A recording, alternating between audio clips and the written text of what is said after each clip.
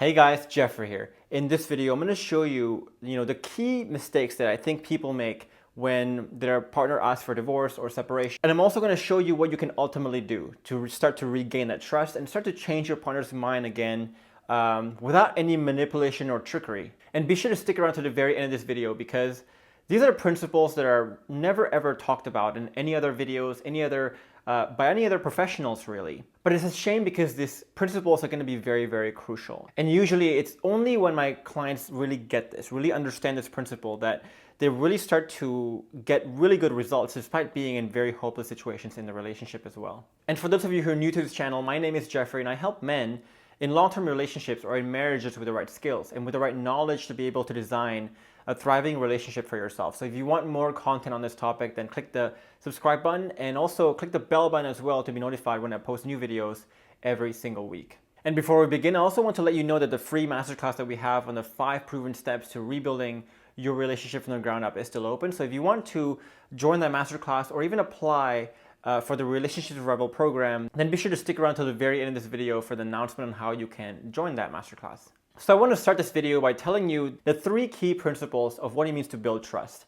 So the first principle here, you have to understand it's not about the obvious, but about the subtle. If you look at most people and the way they build trust or the way they try to build trust, they really just care about the obvious stuff. Basically here, they're only focused on the big and the very significant things that you can do, the one big thing you can do, or the few big things you can do to really regain trust. But your partner, you have to understand here, when your partner is looking to see whether she can trust you or not, she's really looking for the subtle, not the obvious stuff.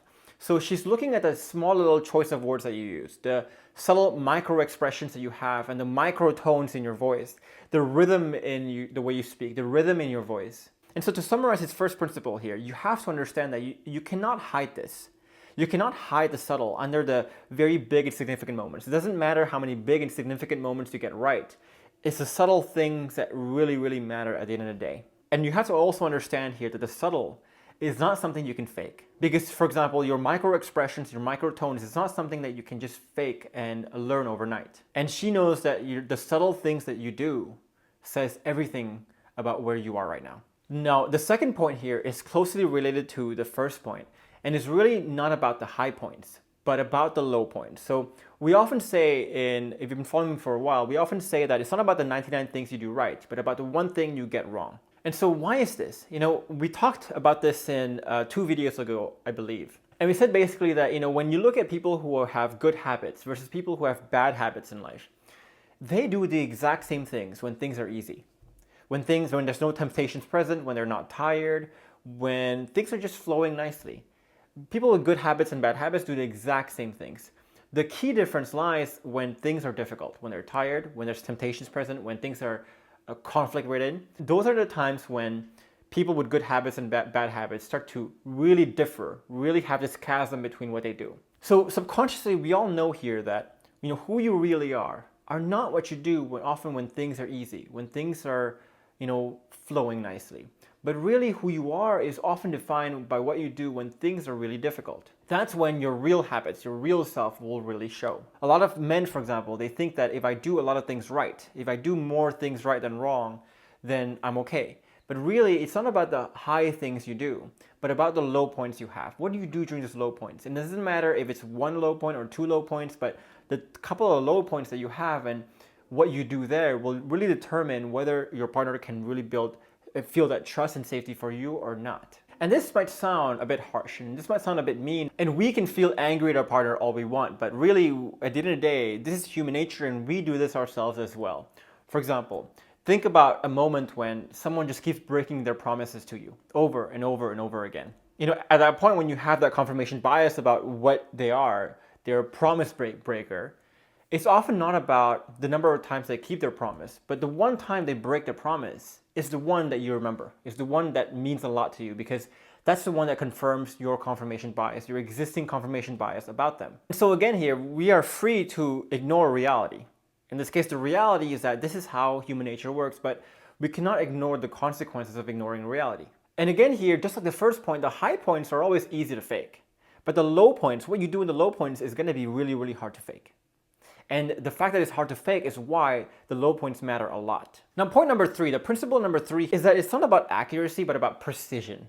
So what is the difference here? If you're accurate and not precise, that's when you can throw this dart and you might get some really close to the middle, to the bullseye, but some really far. But you can say here that you can be accurate, but you're not really precise. But if you're precise but not accurate, you might be hitting the darts here away from the bullseye. So bad accuracy, but your cluster of where you shoot or where you throw the darts could be very tight. Now, if you're both accurate and precise, that's when you're hitting this bullseye, but the spread of your darts will be very tight as well. Now, the problem here with a lot of people too is that they can be accurate occasionally. So they can say the right things, they can do the right things occasionally, and they can say the most perfect things occasionally. And the accuracy part here is easy to fake.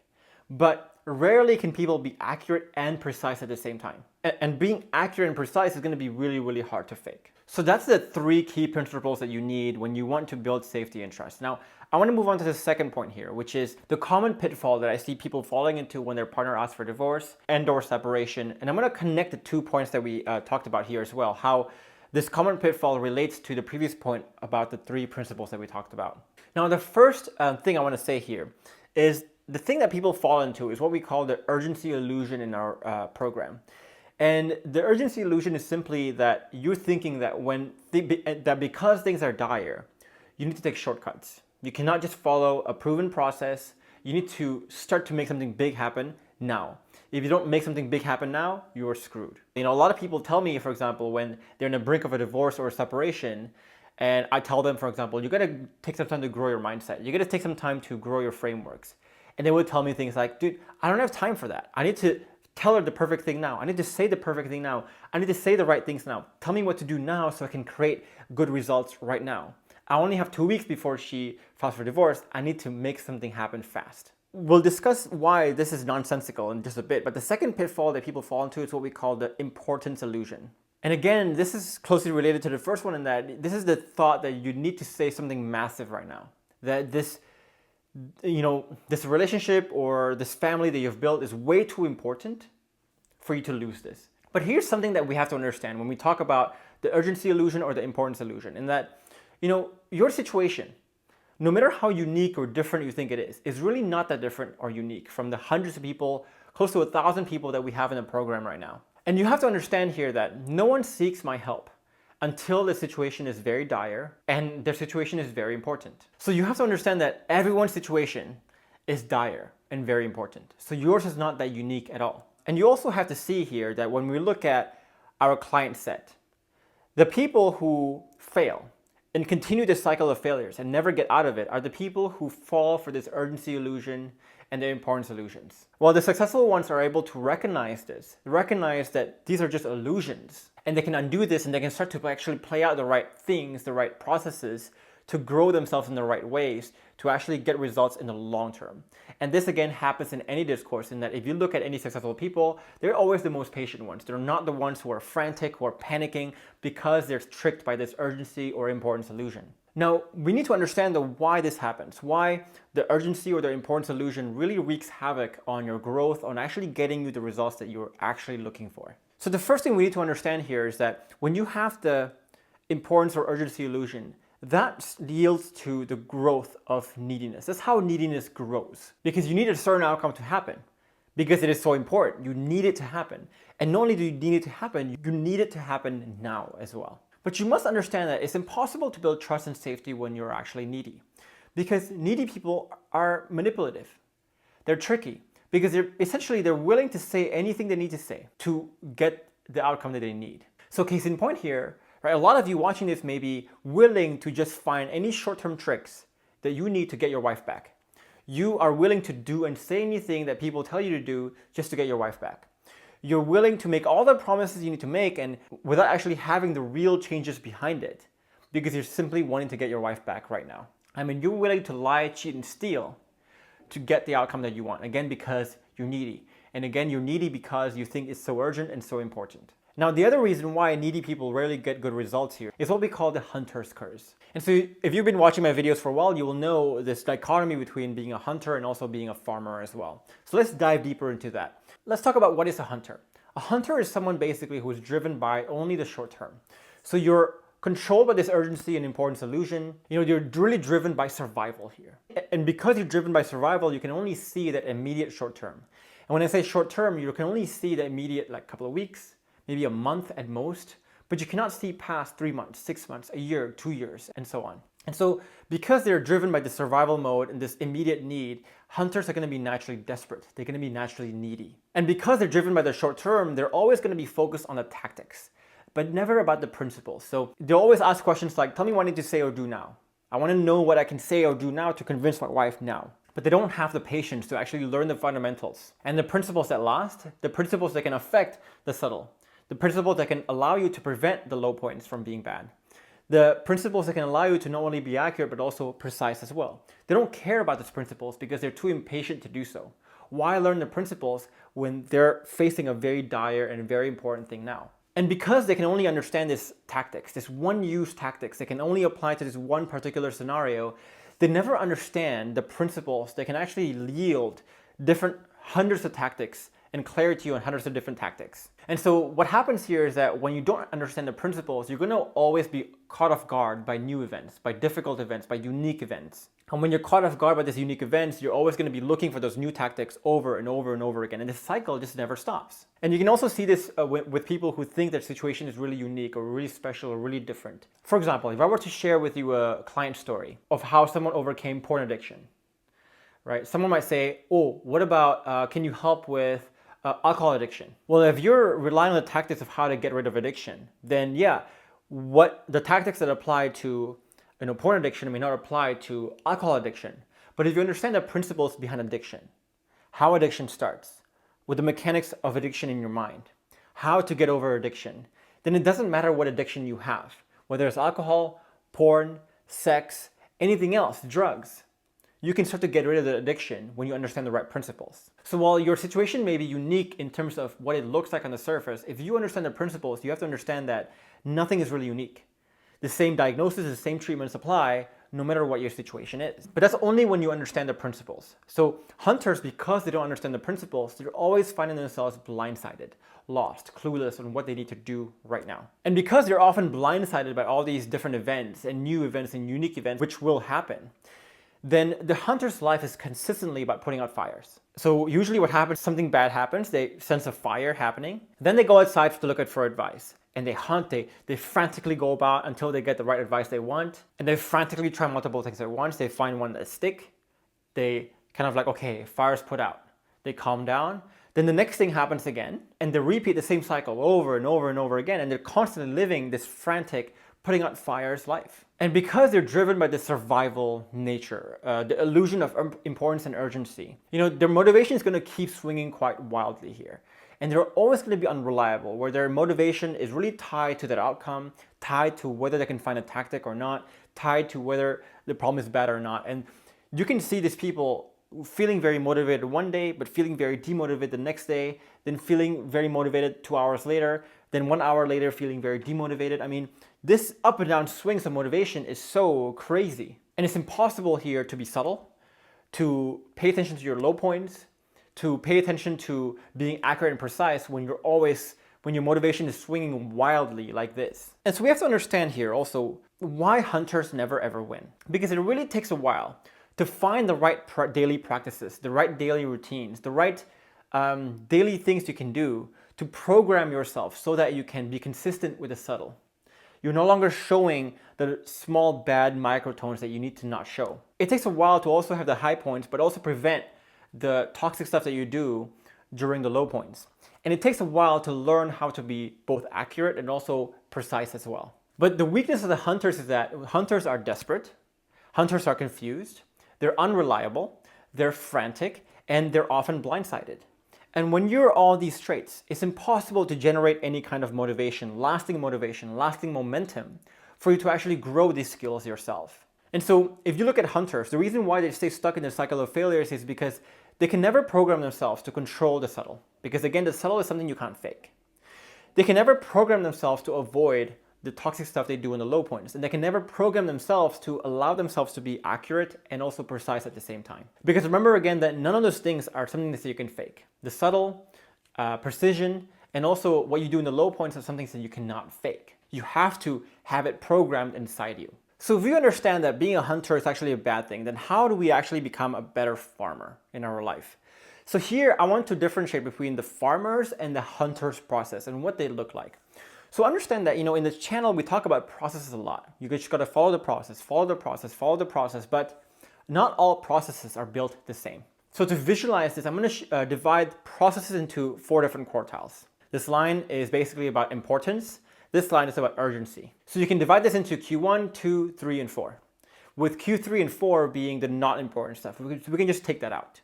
But if we look at the top 2 quartiles here of the important, one of the quartiles is important and urgent, which is Q1. But the other quartile is important but not urgent, which is Q2. So most people think when you look at this, that Q1 is the most important one.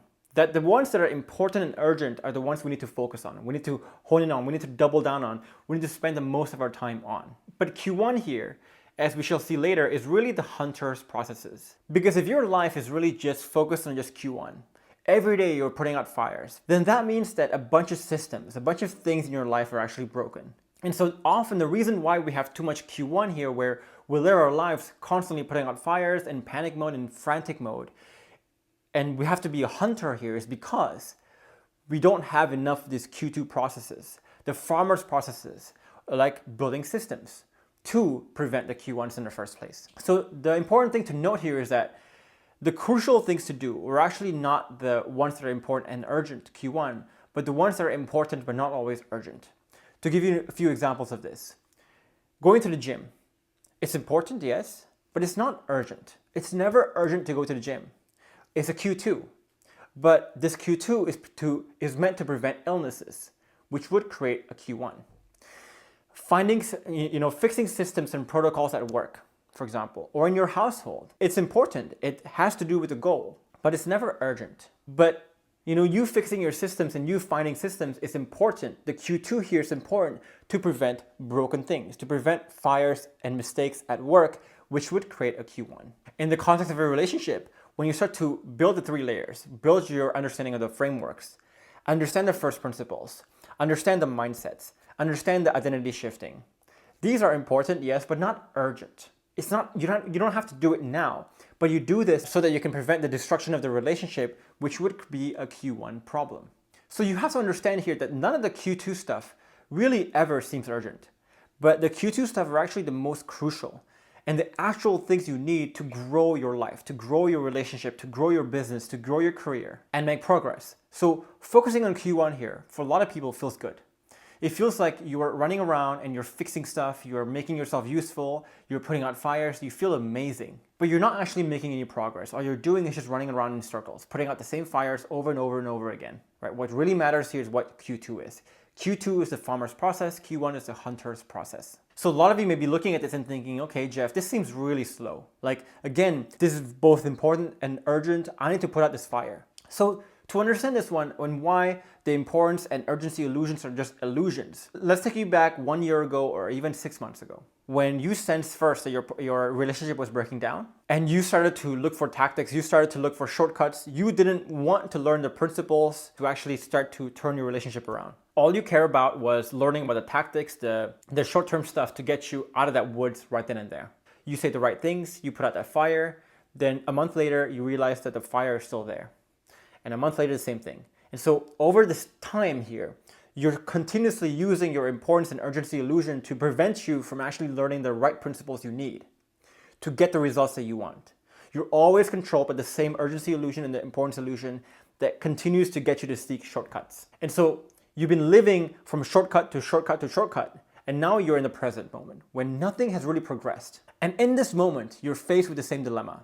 Are you going to let the same importance illusion and the urgency illusion take over? The same illusions that got you to never learn the principles and keep you stuck at the same level, or sometimes a worse level than you were 6 months ago or a year ago? Or are you finally going to wake up and change your paradigm to start building your life in a proper way, in a fast way, by paying attention to the farmer's process and not fall into this importance or urgency illusion again? And when you look at your time, your life 6 months from now, whatever you choose today is going to determine where you are 6 months from now. So we have to understand that Fast is a very subjective term.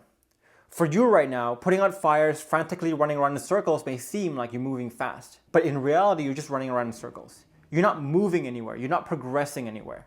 In reality, if you focus on the Q2 stuff, you finally take the time to step back and learn the principles, have the patience to learn the principles, then that's actually moving fast. If you perceive this to be slow, understand that your perception that this is slow is part of why you are where you are. Because you're controlled by the urgency and importance illusion, you're seeking shortcuts, you're seeking the short-term stuff, and why you're just running around in circles, and why your situation hasn't really improved. Understand that if you feel like focusing on the farmer's processes is slow, it's time for you to change your definition of what fast actually means. Now, I can't get to too much of the specifics of what these processes are because, we have over 60 hours of material here in our program currently, teaching you all the principles you need to know, all the farmer's processes you need to know to really grow your frameworks, to really grow your mindsets, your identity shifting, your self-esteem, and so on. And it'll be impossible for me to summarize it in this one video. But in our program, we basically teach people the farmer's processes to mastering the 3 layers of changes. And if they just play out this process, it's an effort stat. If they just play out the process of playing out the farmer's processes, then they will master the 3 layers of changes. And once they master the 3 layers of changes, they can fix anything they want. They realize that no matter how dire or how painful or how difficult their relationship is, they can always find a solution to it. Basically, once they build this Q2 set of processes, the farmer's processes, they can prevent the Q1. All the fires, all the last minute stuff, all the last minute mistakes that happens. In our Relationships Rebel program, the 3 layers of changes and the farmer's processes is something that all our clients have really mastered. And again, because of this is why they're able to rebuild that trust. Due to their level of consistency in following the 3 key principles here, and they can recover their relationship or their life really from really hopeless situations, from really dire situations, from really tough situations often. And all of them come to the program thinking that the situation is very unique, very different, very special, but really once they learn the fundamentals, they realize that it doesn't matter how unique or special their situation is. It's the same diagnosis. It's the same principles behind it. It's the same remedies behind it as well. So if you want to learn more about this process, then you can join me in my masterclass in the 5 proven steps to rebuilding your relationship from the ground up. In this masterclass, I'll show you the exact process all my students have used to, really rescue their relationship and themselves from very hopeless situations. And if you also want to submit your application for the Relationships Rebel program, you can also do so at the end of this masterclass. So if you want to join that masterclass, be sure to click the link above my head or also down below this video as well. And if you want a free guide that can help you guide conversations better and learn one of the many frameworks that we have in the program, then you can also download the guide I have for you above my head or also down below this video. And finally, if you want to join a community of people where you can talk about your issues, ask your questions, and actually get good advice from a member of my team or even myself sometimes, then you can join me in my free Facebook group down below this video. In the meantime, do leave a comment below with what you thought was most insightful or any questions or concerns that you have about this video. Leave a comment below. I'd love to hear from you. And if you found this video helpful and very eye-opening, then click the like button and click the subscribe button as well for more content like this one. In the meantime, I'll leave you these 2 other videos here with more skills, with more knowledge for you to be able to design a thriving relationship for yourself. For now, I will see you in the next video.